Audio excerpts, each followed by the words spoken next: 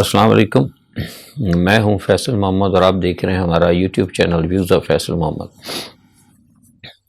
اسحاق ڈار صاحب نے آج حلف اٹھا لیا ہے اور صدر عارف علوی نے ان سے حلف لیا، اور اس موقع پر بعد میں عارف علوی صاحب کی اور شہباز شریف کی ملاقات بھی ہوئی اور بڑے دوستانہ ماحول میں ملاقات ہوئی ہے۔ اور غالباً جو میں نے آپ کو بتایا تھا کہ کچھ کوششیں ہو رہی ہیں پس پردہ، جو ایوان صدر کوشش کر رہا ہے کہ کچھ معاملات طے پا جائیں، تو شاید ہو سکتا ہے اس حوالے سے بھی کچھ بات چیت چل رہی ہے۔ اور ایک طرف تو یہ ایوان صدر ہے اور دوسری جانب لندن کے اندر بھی کوشش کی جا رہی ہے کہ نواز شریف کے ساتھ بات چیت کی جا رہی ہے تاکہ نواز شریف کو اس مسئلے کے اندر ایڈجسٹ کیا جا سکے، یعنی پاکستان مسلم لیگ نواز کو۔ اور جو میرے پاس اطلاعات ہیں وہ یہ ہیں کہ کوشش یہ کی جا رہی ہے، مصدقہ اطلاعات ہے کہ کوشش یہ کی جا رہی ہے کہ نواز شریف کو یعنی پاکستان مسلم لیگ نواز کو اور عمران خان کو عارضی طور پر ساتھ بٹھا دیا جائے اور نئے الیکشن کی جانب جو ہے جایا جائے، یعنی فریش الیکشن کی بات کوشش ہو رہی ہے۔ لیکن جیسے کہ میں نے پہلے بھی کہا تھا کہ کچھ معاملات ہیں سردست، ان کی وجہ سے شاید تھوڑا سا معاملہ کو ڈیلے ہو رہا ہے۔ لیکن یہ جو معاملہ بھی آڈیو لیکس کا آ گیا، جس میں بات کرتا ہوں آگے میں، اس حوالے سے تمام جو خرابیاں پیش ہو گئی ہیں سامنے اداروں کے اور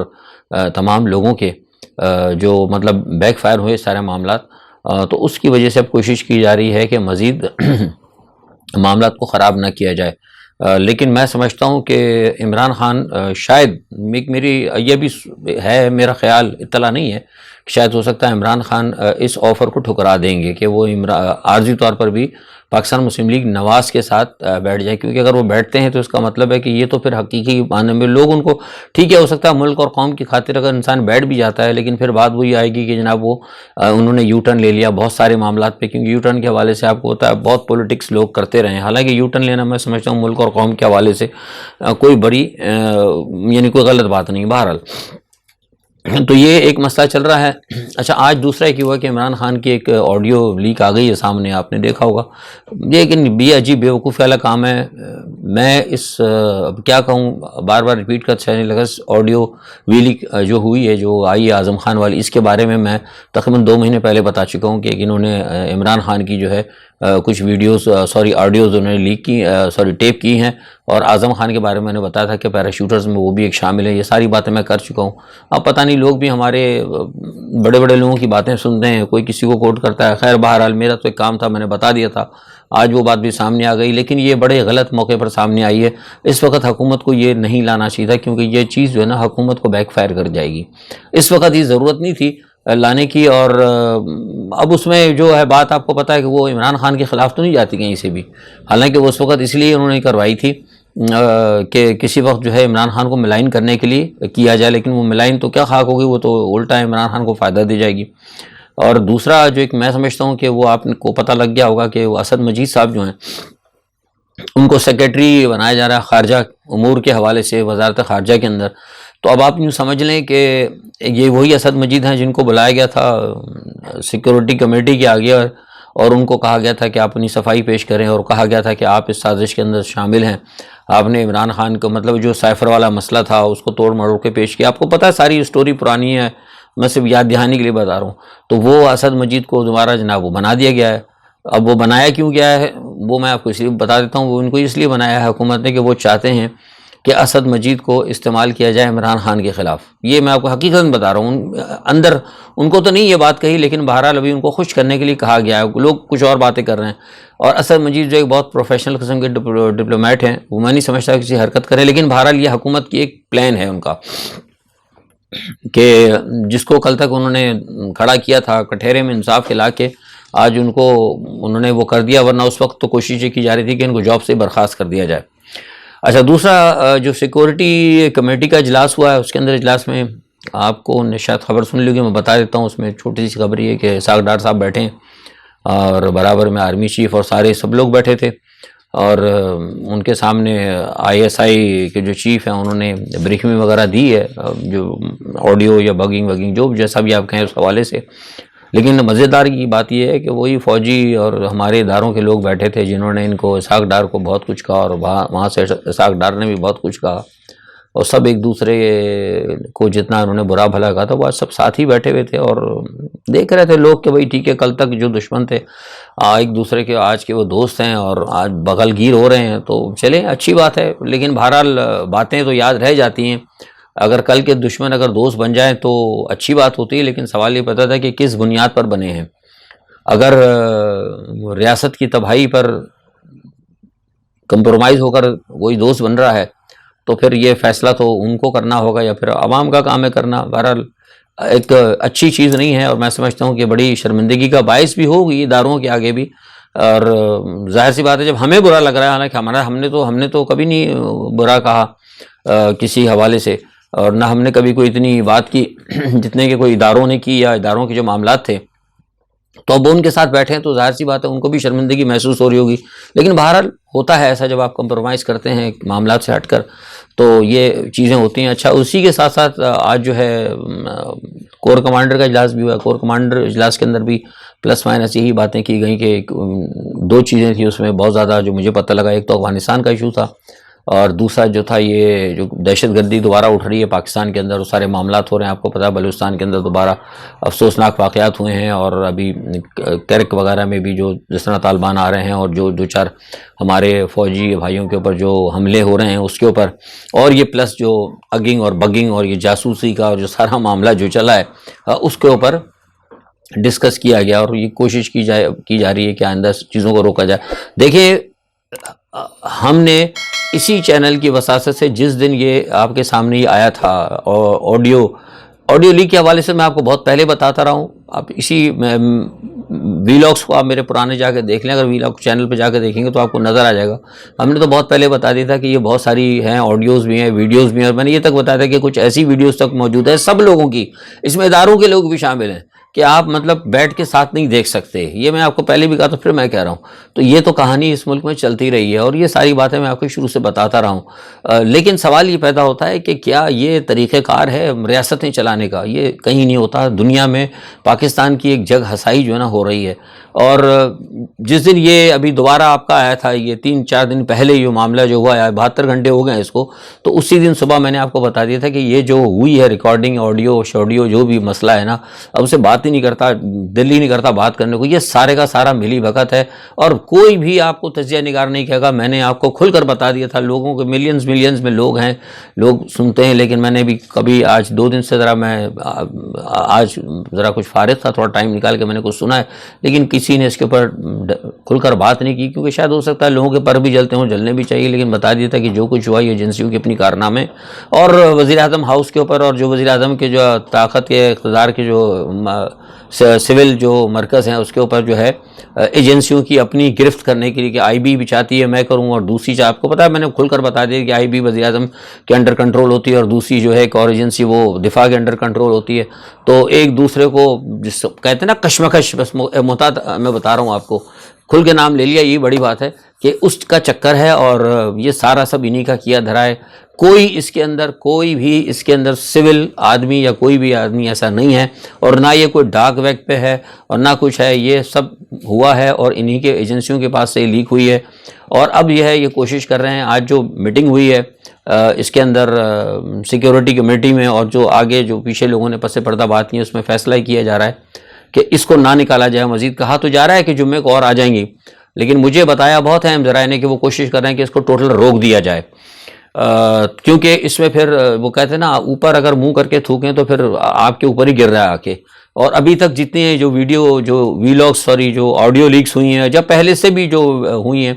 اس کا سارا نقصان جو ہے نا اپوزیشن کو ہی ہو رہا ہے، اور کہیں نہ کہیں ادارے بھی خواہ متاثر ہو رہے ہیں. اور فائدہ جو ہے نا قدرتی طور پر ہر چیز کا فائدہ قدرتی طور پر عمران خان کو ہی ہو رہا ہے. پتہ نہیں کیا چکر ہے، اللہ جانے کو اللہ تعالیٰ کی طرف سے کچھ معاملات ہے، پتہ نہیں کہ بھائی میں نے تو کچھ نہیں کیا ہے، یا پتہ نہیں آپ لوگ اگر کچھ پیچھے سے کچھ جادو کرتے ہیں تو مجھے نہیں پتا. لیکن بہرحال ہر چیز کا فائدہ عمران خان کو ہو رہا ہے. اچھا، اسی بات کے اوپر وہ بہت بھرنائی ہوئی ہیں. مریم نواز صاحبہ، وہ کہتی ہیں کہ کیا مصیبت ہے، ہر چیز میری جو بات کرتی ہوں نکل جاتی ہیں. وہ ابھی یہ آپ کو بھی خبر دے رہا ہوں کہ انہیں 2 دن سے مطلب جب سے یہ آڈیوز آئی ہیں اس کے بعد ان کا موڈ بڑا خراب ہے. وہ بات کے اوپر سنا ہے کہ جھنجلا جاتی ہیں، ڈانٹ دیتی ہیں، کسی سے بات بھی نہیں کر رہی، اور بڑی ٹینشن میں ہے کہ میری بڑی پوزیشن خراب ہو گئی. اور یہ مطلب خاص طور پہ جو انہوں نے جو کہا تھا نا الیکشن کمیشن کے حوالے سے اور پیٹرول کے حوالے سے جو کچھ انہوں نے باتیں کی تھیں، اس پہ ان کی بڑی پوزیشن خراب ہو رہی ہے. ایون کہ ان کو سنا اپنے رشتہ داروں کے اندر بھی کہا جا رہا تھا کہ آپ کو ایسی بات نہیں کرنی چاہیے تھی اگر آپ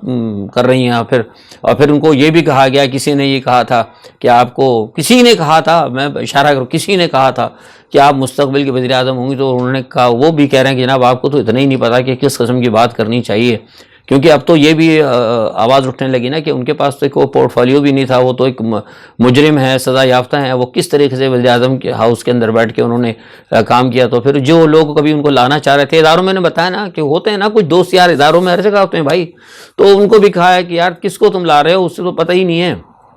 کہ کس وقت کیسے بات کرنی ہے، کون سے ڈپارٹمنٹ کو کب استعمال کرنا ہے. تو یہ تو بھائی ختم کرو سارا سسٹم، یہ سسٹم جو ہے نا ناکام ہو رہا ہے. تو یہ مجھے آپ سے کہا کہ سسٹم ہی گرے گا، لیکن سسٹم اگر گرتا ہے تو پھر بہت سارے لوگوں کو ساتھ لے کے جائے گا. میں نے 3 دن پہلے بھی کہا تھا کہ یہ چیزیں بہت سارے لوگوں کو لے ڈوبیں گی.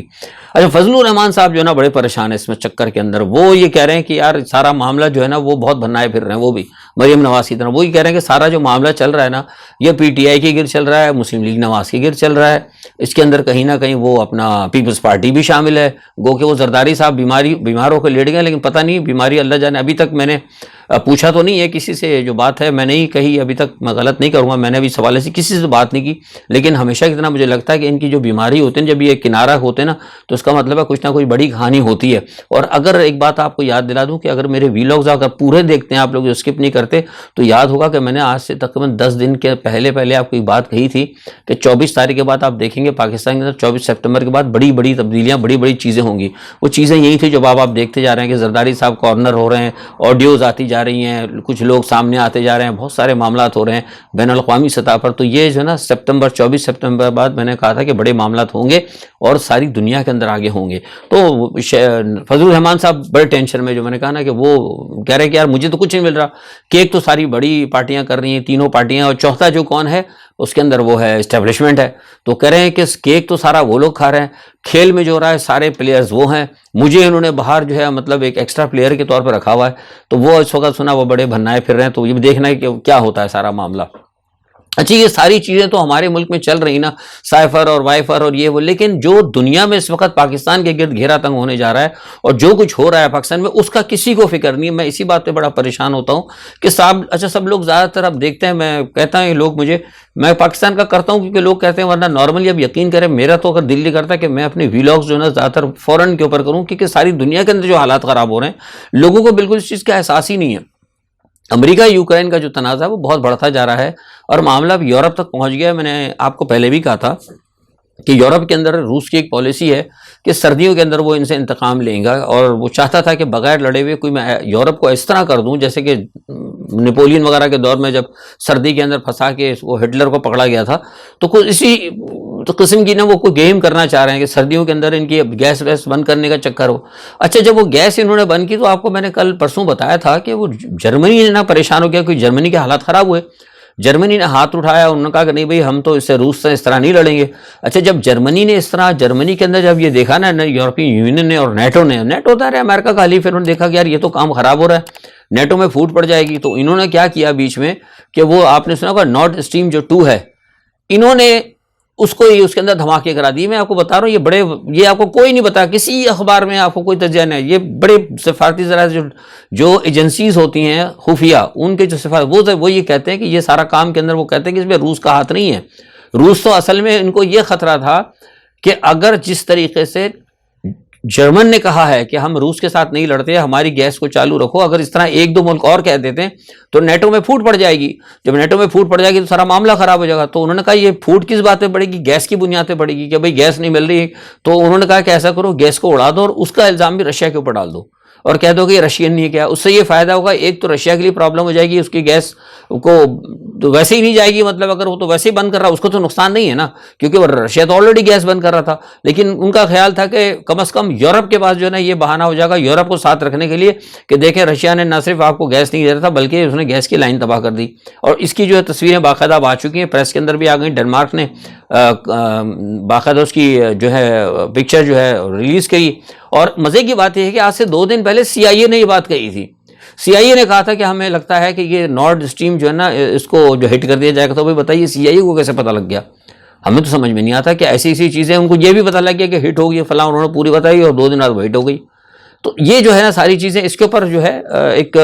مطلب بڑی تشویش ہے، کیونکہ اگر اب گیس اگر وہاں سے بند ہو جاتی تو اب تھوڑی بہت جو گیس آتی ہے وہ ناروے سے آ رہی ہے، اچھا اب ناروے نے اس صورتحال کو دیکھ کے ناروے بڑا پریشان ہو گیا، ناروے نے جو اپنی گیس جو تھوڑی بہت آتی ہے یورپ کو، اس نے اپنی گیس لائن کی بہت زیادہ حفاظت کرنی شروع کر دی ہے۔ اچھا یہ صورتحال ایک طرف چلی، دوسرا وہ 4 جگہ ریفرنڈم ہو چکا ہے رشیا کے، اب رشیا نے جو ریفرنڈم کیا ہے یوکرین پہ 4 علاقوں پہ 15 سے 18% وہ یوکرین کا علاقہ لے کے بیٹھ گیا، اور اس نے کہا کہ اب یہ ہمارا ہے۔ اچھا وہاں پہ بڑا کامیاب ریفرنڈم ہوا ہے، اگر آپ دیکھیں میں نے جو معلومات کی ہے جو ہمیں اطلاعات ملی ہیں وہاں سے ریفرنڈم بڑا کامیاب گیا ہے، یعنی 95% مطلب بہت بڑی ایک تناسب ہوتا ہے،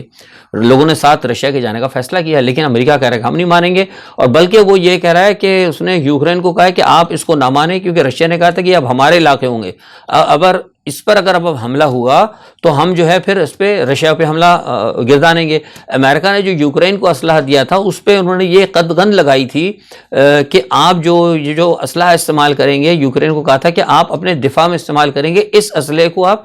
رشین ٹیریٹری میں نہیں استعمال کریں گے، ٹھیک ہے نا۔ لیکن اب جو ہے ٹونی بلنکن کا اسٹیٹمنٹ آ گیا، انہوں نے کہا کہ now you have to right, کہ آپ اس کو جو ہے نا اس اسلحے کو آپ اب رشین ٹیریٹری پہ بھی استعمال کر سکتے ہیں، یعنی جو 4 جو رشین انہوں نے ڈکلیئر کیا اس کے اوپر آپ کر سکتے ہیں، تو ڈیٹ مین یہ کہ حالات خراب ہوں گے۔ اچھا اسی حالات کی وجہ سے جو مجھے اطلاعات ہیں وہ یہ ہے کہ اس بات کا خدشہ پیدا ہوا کہ یوکرائن جو ہے کوئی نیوکلیئر میزائل روس سے ہو سکتا ہے پہلے یوکرائن نہ چلا دے، کیونکہ میں نے آپ کو کہا نا کہ یوکرائن کو امریکہ مجبور کر رہا ہے۔ اچھا یہ وجہ جو ہے رشیا کے اندر جب ہم نے لوگوں سے پوچھا کہ لوگ جو بھاگ رہے ہیں بنیادی طور پر تو یہ کہا جا رہا ہے، جو مغرب کے اندر جو کہا جا رہا ہے وہ اس لیے کہا جا رہا ہے کہ لوگ کچھ بھاگ رہے ہیں وہاں سے گھبرا کے، وہ رشیا روک رہا ہے، ٹھیک ہے کچھ لوگ اس لیے بھاگ رہے ہیں، لیکن زیادہ تر جو لوگوں سے پتہ کیا گیا وہ کہہ رہے ہیں ہم اس لیے بھاگ رہے ہیں کہ ہمیں 100% یقین ہے کہ یوکرائن یہاں پہ اٹیک کر دے گا نیوکلیئر، تو لہٰذا اسی لیے وہ بھاگ رہے ہیں، بہت سے کوئی بلغاریہ اور جو رشیا کے جو بارڈرز ہیں وہاں سے لوگ نکل کے بھاگ رہے ہیں، تو ان کو یہ خطرہ ہے کہ یہاں پہ ہو سکتا ہے ضرور جو ہے یوکرائن ان پہ کوئی نیوکلیئر ہتھیار جو ہے پھینکے گا، تو یہ جو ہے نا حالات مجھے لگ رہا ہے کہ بڑا کام خراب ہے، اس طرح مجھے لگ رہا ہے کہ یہ معاملہ جو ہے نا یہ بگڑتا جا رہا ہے، اور اگر جنگ وہاں نیوکلیئر اگر بڑھ گئی اور ساتھ میں اگر نیوکلیئر نہ اگر کنونشن وار بھی اگر چھڑ جاتی ہے اگر یورپ کے ساتھ، تو پاکستان کو تو آپ جیسی دیکھ لیں حالات بہت خراب ہیں، کیونکہ اب پاکستان کو تو کچھ نہیں ملنا ہے اس حوالے اس تمام صورتحال کے اندر، کیونکہ پاکستان نے تو رشیا سے دور بھاگ گیا، امریکہ کا پلان کامیاب ہو گیا، وہاں پہ میں نے آپ کو بتایا تھا کہ بلاول بھٹو صاحب وہاں پر موجود ہیں، اور جو انہوں نے ساری وہ جو لابنگ کی ہوئی ہے حسین حقانی نے، اس حسین حقانی صاحب کی جو لابنگ ہے وہ ساری لابنگ یہی ہے ان کی کہ ان کی وہ تقریریں کرا رہے ہیں سب جگہ، اور باقاعدہ طور پر امریکہ نے بڑے واضح طور پر بھارت کے وزیر خارجہ کو بٹھا کر سامنے بلاول کو کہہ دیا کہ بھائی آپ نے ان کے ساتھ چلنا ہے، اور لفظ یہ کہا گیا ہے کہ آپ نے ان کے ساتھ سنجیدہ تعلقات رکھنے ہیں، مطلب یہ نہیں، اور ساتھ میں ایک بات اور بھی کہہ دی، یہ بھی آپ کو کوئی پاکستان کا کوئی ویلاگر آپ کو نہیں بتائے گا، کوئی آپ کو میڈیا نہیں بتائے گا، ان کو یہ کہا گیا ہے بلاول بھٹو کو کہ آپ نے انڈیا کے ساتھ کوئی بھی ایسے ایشو کو نہیں اٹھانا ہے جو کہ انڈیا کو کسی بھی قسم کے مطلب جسے کہتے ہیں نا کہ وہ پیچیدہ صورتحال میں ڈال دے، کشمیر ہو گیا یا کوئی اور ہو گیا، کسی بھی مسئلے پر آپ نے انڈیا کے ساتھ کوئی بھی ایسا ایشو نہیں اٹھانا ہے جو کہ انڈیا کے لیے کسی بھی قسم کی پریشانی کا باعث بنے، آپ ساتھ چلیں، انڈیا کے ساتھ چلیں، اور اس کے اوپر جو ہے نا بلاول بھٹو یس کر کے آئے ہیں، بالکل یہ میں بتا رہا ہوں یس کر دیا انہوں نے، تو یہ جو لابنگ ان کی وہ بڑے خوش ہیں کہ صاحب میں بڑا کام کر دیا میں نے پاکستان کو، تو پاکستان تو پتہ نہیں آئسولیٹ ہو گیا تھا، تو یہ مطلب ساری صورتحال چل رہی ہے، لیکن پاکستان کو کیا ملا، وہ جو بتا رہا تھا نا کہ وہ تو پاکستان کو جو اگر یورپ کے حالات خراب ہو جاتے ہیں تو پاکستان کو کچھ نہیں ملے گا، یورپ سے تو ہمارے جو کسان بھی آ کے بیٹھے ہوئے ہیں، ہمارے گندم کا مسئلہ پیدا ہو رہا ہے، اور اسی دوران آپ یہ دیکھیے کہ طالبان نے جا کے روس کے ساتھ معاہدہ، میں نے آپ کو پتا ہے گزشتہ میں نے آپ کو بتایا تھا کہ بات چیت چل رہی ہے، معاہدہ ہو گیا، معاہدہ سائن ہو گیا، طالبان نے کر لیا، 10 لاکھ جو ہے